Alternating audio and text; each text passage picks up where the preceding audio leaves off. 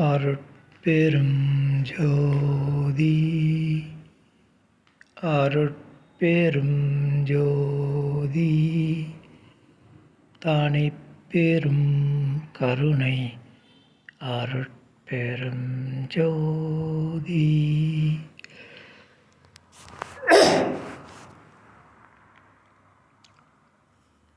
இந்த பதிவு வேலூர் ஐயா எனும் அருட்திரு யோகானந்த சாமிகள் அவர்களின் வாழ்வியல் சுருக்கம் தொடர்ச்சியில் இது பதிவு 6 வரலாறு தொடர்கிறது. ஐயாவுடன் தொடர்பு கொண்டு அவரது அறிவுமொழிகளை பலகாலம் கேட்டு இன்புற்று மிக்க மதித்து பழகி வந்த நண்பர்களில் ஒருவர் அவரது ஆட்டோகிராஃபில் ஒரு பக்கத்தை காட்டி தனக்கு அறிவுரை எழுதுமாறு கூறியுள்ளார்.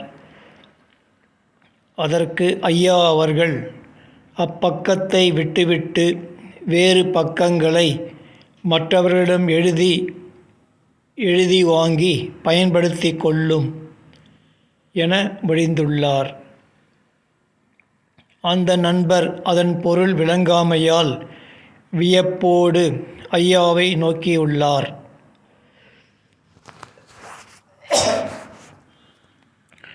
பின்னாளில் அவ்வெற்று பக்கத்தை கண்ணுறும்போது என் நினைவு தோன்றும் என்றும் அதன் பொருள் விளங்கும் என்றும் கூறியுள்ளார்.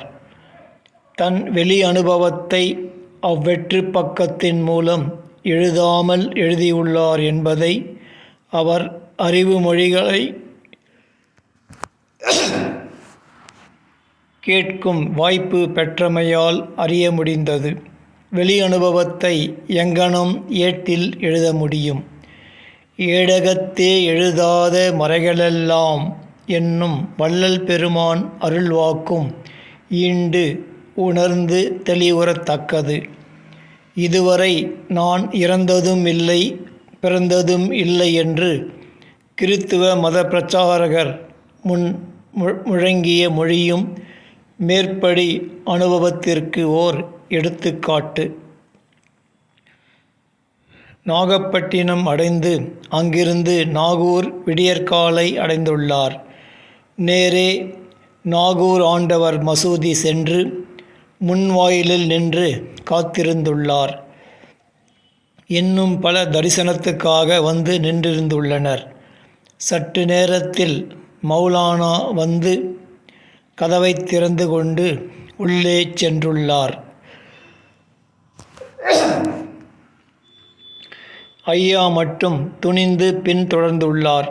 வேறு யாரும் உள்ளே செல்லக்கூடாது என்பது விதியாக இருந்த போதிலும் உண்மை அறிதலையே லட்சியமாக கொண்டுள்ள உத்தமர்களுக்கு அவ்விதி பொருந்தா என்னும் கோட்பாட்டுக்கு இயைய ஐயா பின்தொடர்ந்தார் போலும். மௌலானா 7 வாயிற்கதவுகளை திறந்து உள்ளே சென்று மூல இடத்தை அடைந்துள்ளார். ஐயாவும் சில வாயிற்படிகளை கடந்து உள்ளே சென்று நின்று மூல இடத்தை நோக்கியுள்ளார். சற்று நேரத்தில் மௌலானா சாம்பிராணி தூபம் இடவே அப்புகை எங்கும் நிறைந்து மூலையிடம் மறையவே ஐயா வெளியே வந்துள்ளார். வெளியில் நிற்போருக்கு அந்த மூலையிடம் தூரத்தில் மங்கிய ஒளியுடன் இருப்பதனால் தெளிவாக புலனாக வாய்ப்பில்லை.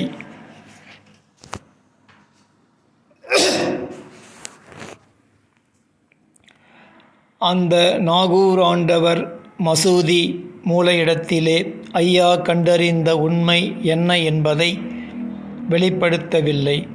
நம்மனோர்க்கு அதை வெளிப்படுத்த வேண்டிய அவசியம் இல்லை என்ற காரணமாக இருக்குமோ என்று யூகித்து அறிந்து அமைய வேண்டியுள்ளது. துறவியாருக்கு அதை வெளிப்படுத்தி இருக்க வேண்டும். ஏனெனில் ஐயா அங்கு சென்றதே துறவியாரின் விருப்பத்திற்கு இணங்கவே.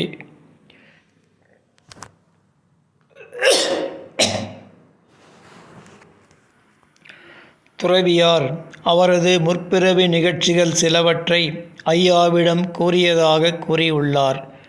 முற்பிறவியில் சிறு பிராயத்தில் பள்ளியில் படிக்கும்போது பள்ளிக்கு தவறாமல் செல்வதில்லையாம். தனியிடத்துக்குச் சென்று தியானம் செய்வாராம். ஒருமுறை பள்ளி தேர்வுக்கே செல்லவில்லையாம்.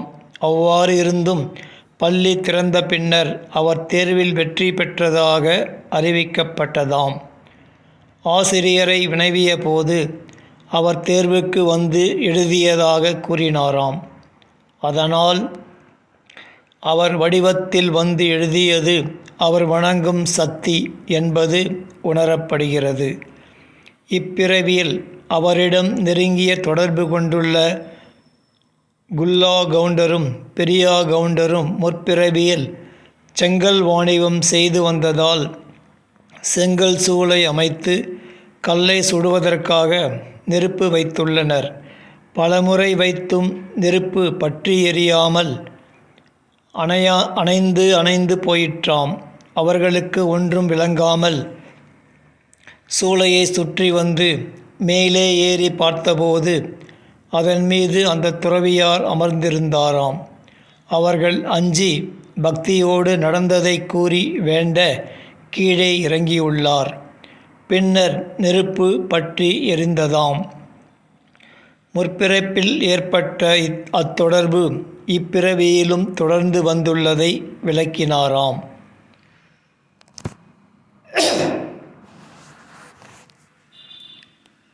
குல்லா கவுண்டரும் பெரியா கவுண்டரும் மதித்து வணங்கிய துறவியாரே ஐயாவிடம் அன்பும் மதிப்பும் கொண்டிருப்பதை அறிந்து அவர்களும் ஐயாவிடம் பேரன்பும் பெருமதிப்பும் கொண்டிருந்தனர்.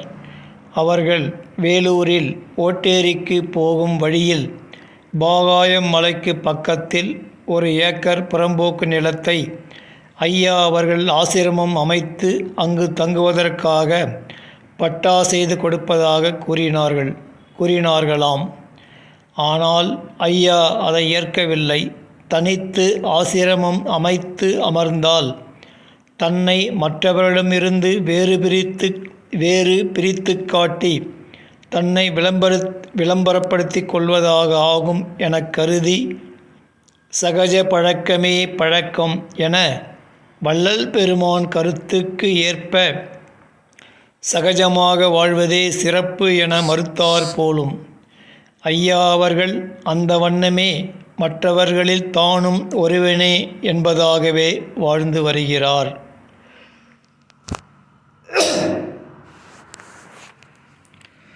துறவியார் பிற்காலத்தில் சங்கராபுரத்தை விட்டு சென்னை சென்று தங்கியுள்ளார். அவர் சிறிது வயிற்று வலியினால் துன்புற்று வந்ததாகவும் தெரிய வருகிறது.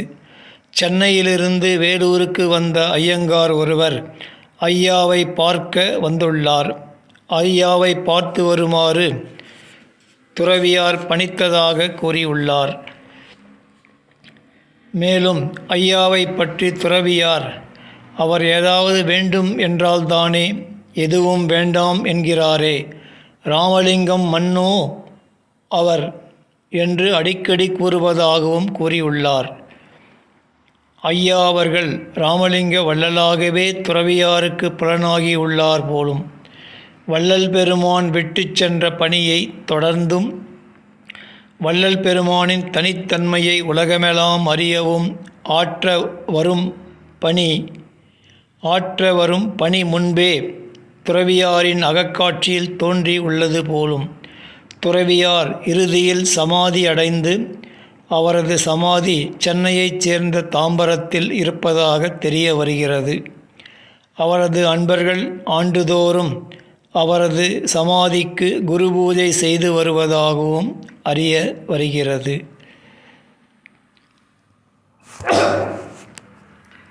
ஐயா அவர்களின் இப்புனித வரலாற்றினை சிற்றறிவிற்கு எட்டிய அளவில் எழுதுவதற்கு புண்ணியம் வாய்க்கப்பெற்ற இச்சிறியேன் 1991 ஆண்டு முடிய 20 ஆண்டுகள் ஐயா அவர்களை கண்டு அவர்களின் அருளுரைகளை செவிமடுக்கும் பேறு பெற்றவன் என்பதை ஐயா அவர்களுடன் சில நிகழ்ச்சிகளைக் கண்டு அனுபவித்ததை இந்நூலை கற்கும் அன்பர்களும் அறிந்து அனுபவிக்க விரும்பி இங்கே குறிக்க முனைகின்றேன். வேலூருக்கு கிழக்கே உள்ள மலைத்தொடரில் பகவதி மலை என குறிக்கப்படும் தொடர் ஒன்று உள்ளது. மலையை குடையாமலே குகைகளும் சுனைகளும் பல பேர் கூடும் அளவிற்கு பெரிய கூடம் போன்ற அமைப்பும் இயற்கையிலேயே அங்கு அமைந்துள்ளது.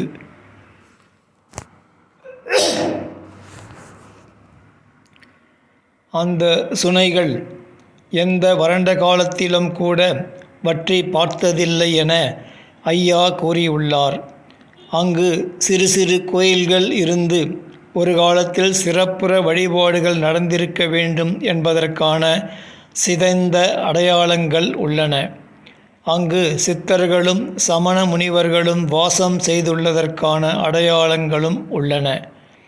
அங்கு சென்றடைந்ததும் சதா அலைகின்ற மனம் தானாகவே அடங்கி அமைதி பெறுகின்ற ஓர் இயற்கை அனுபவ உணர்வினை பெற்று அனுபவித்தவன் என்கிற உண்மையை இங்கே குறிப்பது பிழையாகாது, பயனுள்ளது என்றே கருதுகின்றேன். ஏனெனில் புனிதர்கள் வாசம் செய்ய இடமாதலின் புனிதத்தன்மை பல நூற்றாண்டுகள் கழிந்தும் அங்கு சூழ்ந்து நிலைத்து நிற்கின்றன என்னும் ஓர் உண்மையை உலகம் அறிதல் நலம் என்னும் காரணம் பற்றியே.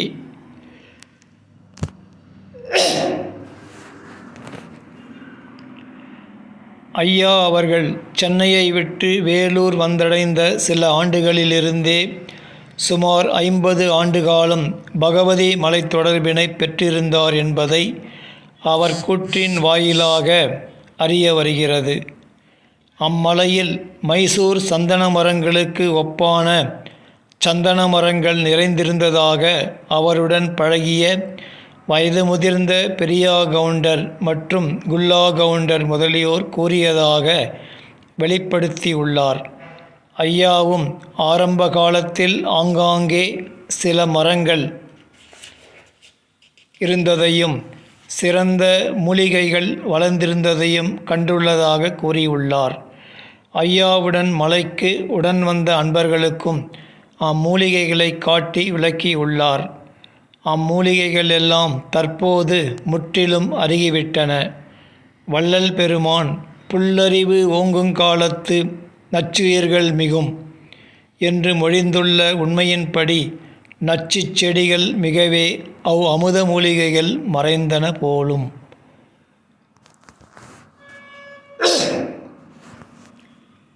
தொடக்க காலத்தில் ஐயா அவர்கள் தனித்தே அடிக்கடி மலைக்குச் சென்றுள்ளார். காலை சென்று இரவு திரும்பியுள்ளார். சில சமயங்களில் இரவும் அங்கேயே இருந்துள்ளதாக கூறியுள்ளார். தொண்டான் துளசி சாமியார், சாந்தானந்த சாமியார், சித்த சமாஜ வட்டத்தைச் சேர்ந்த சுகுமாரன் என்பவர் போன்ற துறவிகள் சிலர் சில காலம் அங்கே தங்கியிருந்துள்ளனர். நாளடைவில் ஐயா சில அன்பர்கள் சூழ சென்று அங்கேயே உணவு சமைத்து உண்டு இருந்து வந்துள்ளனர். மலையைச் சார்ந்துள்ள கிராமங்களிலிருந்து மேய்ப்பதற்காக ஆடு மாடுகளை ஓட்டி வருவோர், விறகு சேகரிக்க வருவோர் சூழவே அவர்களுக்கும் உணவை பெருக்கி பகிர்ந்தளித்து வந்தார். ஓர் ஞாயிறு விட்டு ஓர் ஞாயிறு விடாது தொடர்ந்து சென்று களிப்புறும் இக்களிப்பினை இச்சிறியேனும் 20 ஆண்டுகள் முடிந்த அளவில் பெற்று களிப்புற்றுள்ளேன். நலபாகம் என்று ஏட்டில் கற்றும் செவியால் கேட்டும் உள்ளேன். அனுபவத்தில் ஐயா அவர்களின் கைபாகத்திலே நலபாகத்தை உண்டு மகிழும் பேறு பெற்றுள்ளேன்.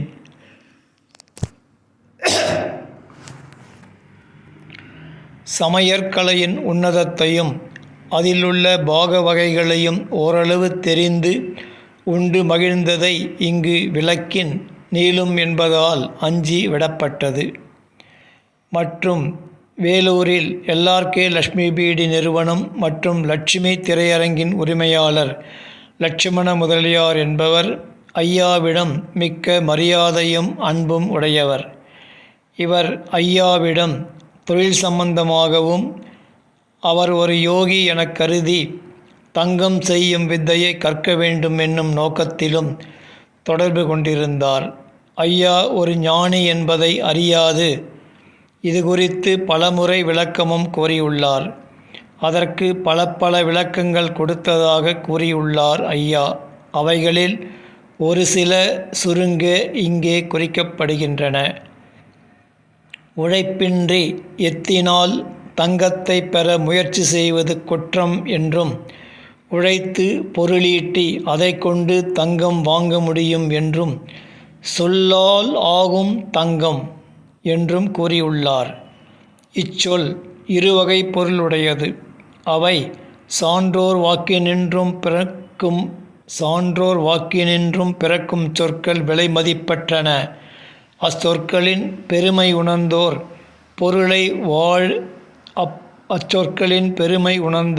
பொருளை வாரி வழங்குவர் என்பது ஒன்று. ஓட்டையும் பொன்னையும் ஒக்கக் காணும் பற்றற்றோர் சொன்ன மாத்திரத்தில் ஓடும் பொன்னாகும் என்பது மற்றொன்று. மேலும் பல வகை உலோகப் பொருளிலே தங்கமும் ஒன்று. ஈண்டு இதற்கு மட்டும் ஏன் சிறப்பு வழங்கப்படுகின்றது எனின், ஒவ்வொரு உலோகத்திற்கும் ஒவ்வொரு குற்றங்கள் உண்டு. தங்கம் குற்றமற்றது, அதாவது களிம்பற்றது என்பதனால். ஆயினும் அது நித்தியம் ஆனதல்ல. மலங்களால் மூடப்பட்டுள்ள ஆன்மா மலங்கள் நீங்கப் பெற்று தூய்மை பெறுதல் வேண்டும். அதுதான் உண்மையான தங்கம், நித்திய தங்கம் என்றும் சித்தர்கள் பாடலும் இதற்குச் சான்றாம் என்பன போன்ற விளக்கங்கள் அவை. ஐயாவிடம் எல்லா கலைகளும் எல்லா ஆற்றல்களும் இயற்கையாகவே பொதிந்து இருந்தன என்பதை அவருடன் நெருங்கிய தொடர்பு கொண்டு தெளிந்தவர்கள் ஓரளவு அறிவர். அவர் உலகப்பற்று கொண்டு அவைகளை காரியப்படுத்தியிருந்தால் அவை இன்று உலகம் போற்றி புகழத்தக்கதாக பரிணமித்திருக்கும். அருள் பேற்றையே லட்சியமாக கொண்டு அதற்காக மட்டுமே இவ்வுலகத் தொடர்பை கொண்டிருந்தபடியால் அவைகள் கண்ணுக்கு புலனாகாது மண்ணுக்குள் மறைந்த புதைபொருள் ஆகிவிட்டன. தொழிலுக்காக பழகியவர்கள், வீரத்துக்காக பழகியவர்கள், இனிய தமிழ் பேச்சுக்காக பழகியவர்கள், வேத பொருளுக்காக பழகியவர்கள், யோகத்துக்காக பழகியவர்கள், ஞானத்துக்காக பழகியவர்கள் என பல தரத்தினர் ஐயாவிடம் பழகியுள்ளனர். ஐயா இரக்க குணம் உடையவர் ஆதலின் பிழைப்புக்காக பழகியவர்களும் உண்டு. வரலாற்றின் இயல் கருதி அவர்களில் சிலரை நினைவுபடுத்துவது பொருத்தம் உள்ளதே. வேலூர் நகராட்சிக்கு தலைவராகவும் திராவிட முன்னேற்றக் கழக தலைவர்களில் ஒருவருமான மாபா சாரதி, தேவன் போட்டோ ஸ்டுடியோ உரிமையாளர் தேவராஜி, சித்த சமாஜ நிறுவனர் சிவானந்தரின் சீடர் காய்கடை கன்னியப்பன், இன்னும் பல சீடர்கள், எஸ்எல்எஸ் லாரி சர்வீஸ் உரிமையாளர் கிருஷ்ணா சர்வீஸ் மோட்டார் உரிமையாளர் கிருஷ்ணசாமி முதலியார். இவர்களில் கிருஷ்ணசாமி முதலியார் இளமை முதல் இறுதி வரை ஐயாவிடம் தொடர்புடையவர். நாவிதர் மணி ஆசிரியர் முனிரத்தின முதலியார். இவர் மருத்துவம் ஜோதிடம் அறிந்தவர். சச்சாதி என்பவர் குடைசாமியார். திருவண்ணாமலையில் தங்கியிருந்த சாந்தானந்த சாமி பரஞ்சோதி, இவர் பரஞ்சோதியின் சீடர். வேதாந்தி பங்காரு நாயுடு நெய்வேலி பழுப்பு நிலக்கரி நிறுவனத்தில் பணிபுரிந்து வரும் திருவத்திபுரம் கந்தசாமி, நெய்வேலி சன்மார்க்க சங்க செயலாளர் துரை சக்கரவர்த்தி, மருதூர் தீனதயாளன், சுப்புராஜ் முதலியோர் மற்றும் ஆற்காடு ஆசிரியர் ராமன், வேலூர் வெங்கடேஸ்வரா உயர்நிலைப்பள்ளி தமிழாசிரியராக பணியாற்றிய கதிரேசன், திருவத்திபுரம் தமிழாசிரியர் நடராஜன், மண்டி அனந்தசயனம் செட்டியார், தொரப்பாடி குணாபாய் குடும்பத்தினர், வேலப்பாடி வேதாந்த பாடம் பயின்ற தாய்மார்கள், தமிழாசிரியர் அரங்கநாதன், அரசு கருவூல உதவி அலுவலர் கணபதி ஐயர் நினைவில் வந்தவர்கள். வராதவர்கள் இன்னும் எத்தனையோ. சுடுகாட்டு சாமியார், தொண்டான் துளசி சாமியார் முதலியோரிடமும் சிறு தொடர்பு இருந்துள்ளது. லட்சுமண முதலியாருடன் ஐயா சில தலங்களுக்குச் சென்றபோது நந்தனாருக்கு நந்தி விலகி காட்சி தந்த திருத்தலமாம் திருப்பூங்கூர் சென்றிருந்தபோது 1972 மூலவருக்கு நேராக இல்லாமல் சற்று வலப்புறமாக தள்ளி அமைக்கப்பட்டிருக்கும் நந்தியின் உருவச்சிலை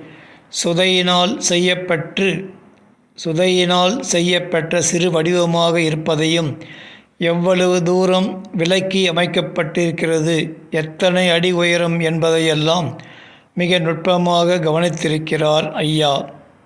சில ஆண்டுகள் கடந்து மீண்டும் அத்தலம் செல்லும் வாய்ப்பு கிடைத்தபோது நெய்வேலி அன்பர்கள் மற்றும் சிறியேனும் உடன் சென்றிருந்தோம். நந்தியின் உருவத்தைக் கண்டு திகைப்புற்று ஆழ்ந்த சிந்தனையில் பல மணித்துளிகள் நின்று கொண்டிருந்தார். பின்னர் அக்கோயிலில் பூஜை செய்து வரும் வயது முதிர்ந்த குருக்களை அணுகி நந்தி சிலை பற்றி விசாரித்தபோது அங்கு வைக்கப்பட்டிருக்கும் சிலை திருவண்ணாமலையில் கருங்கல்லில் செதுக்கப்பட்டு அங்கிருந்து ரயிலில் கொண்டு வந்து சுமார் 100 ஆண்டுகளுக்கு முன் அமைக்கப்பட்டதாகவும், ரயிலில் கொண்டு வரும்போது வழியில் ஒரு பாலத்திற்கு அடியில் ரயில் வரும்போது பாலத்தில் பட்டு தலை கழுத்து பகுதியோடு உடைந்து விட்டதாகவும், பிறகு அதை ஒட்ட வைத்து அமைக்கப்பட்டதாகவும் அவரது முன்னோர் கூறியதாக விளக்கி, ஒட்ட வைத்ததற்கு அடையாளமாக கழுத்து பகுதியில் சுற்றிலும் இருந்த கீறலை காட்டினார். இந்த சிலை வைக்கப்படுவதற்கு முன்பு அங்கிருந்த சிலை குறித்து ஐயா விசாரித்தபோது அந்த சிலை சுதையினால் செய்யப்பட்டது என்றும், அது நந்தனார் காலத்தில் வைக்கப்பட்ட சிலை என்றும், அது சிதைந்து பழுதடைந்து போயிருந்ததால் அதை மாற்றி கருங்கல்லில் செய்த இந்த சிலை அமைக்கப்பட்டதாகவும் கூறினார்.